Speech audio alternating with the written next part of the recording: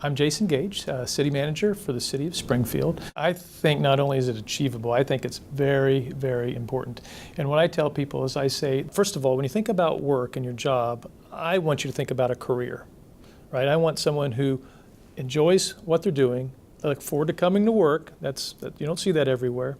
They look forward to working with the people in their environment, their office, their organization, and they look forward to the next day and the next day and the next day.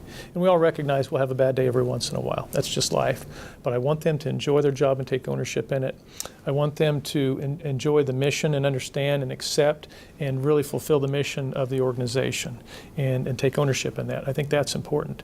But when we get there, we tend to want to make a big difference, such a difference that we can find that our work-life balance gets a little imbalanced.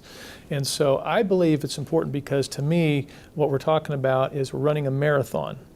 But every once in a while, we have to sprint. But I think that if we sprint too often, we can wear ourselves out.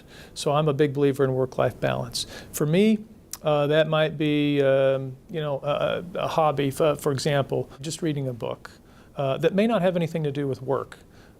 Exercise, in my opinion, is huge. And so I've always tried to be a member of a health club. I like playing basketball, and I'm still barely able to do it. So I get up early in the mornings, hopefully 3 times a week, if I don't have an interruption, and play full court basketball with a lot of other crazy people that still do the same thing, work through injuries that I never used to have when I was younger. But what it does is that first of all, it allows you to have some competition in a non-work environment, which is really good. Just the exercise in itself is physically good. But I'm a believer that exercise does have a big impact on a person's emotional state.